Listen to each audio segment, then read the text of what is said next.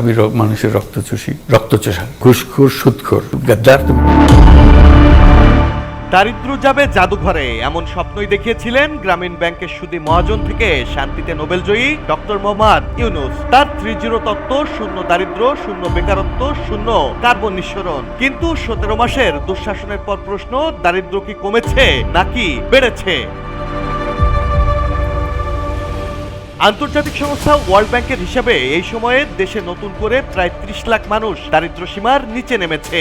অর্থাৎ জাদুঘরে নয়, ইউনূস দারিদ্রকে পৌঁছেছেন মানুষের ঘরে ঘরে। 2024 সালের জুনে বেসরকারি বিনিয়োগ ছিল জিডিপির 24%। এক বছরের মাথায় তা নেমে দাঁড়ায় 22.48%। 4 দশকের মধ্যে নজিরবিহীন পতন।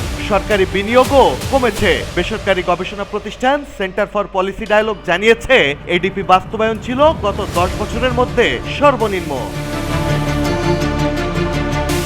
ব্যাংক খাতে খেলাপি ঋণ বেড়ে দাঁড়িয়েছে 6,44,515 কোটি টাকায়। বিতরণকৃত ঋণের 35.73% এখন খেলাপি, যা আগের বছরের তুলনায় প্রায় দ্বিগুণ। ডিসেম্বরে মূল্যস্ফীতি 8.5%, মজুরি বৃদ্ধি 8.1%-এর নিচে। অর্থাৎ আয় বাড়ার চেয়ে খরচ বাড়ছে দ্রুত, ফলে কমছে সাধারণ মানুষের ক্রয় ক্ষমতা। অন্তর্বর্তী সরকারের সময় দেশি বিদেশি ঋণ বেড়ে দাঁড়িয়েছে প্রায় 22,50,000 কোটি টাকায়। ইউনূসের রেখে যাওয়া বিশাল ঋণের বোঝা রয়ে গেছে নির্বাচিত বিএনপি সরকারের ঘাড়ে।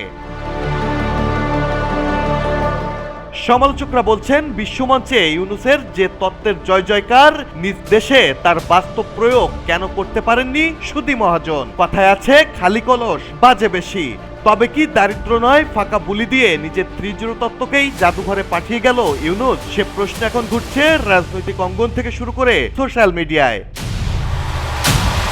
Desk report, people and politics.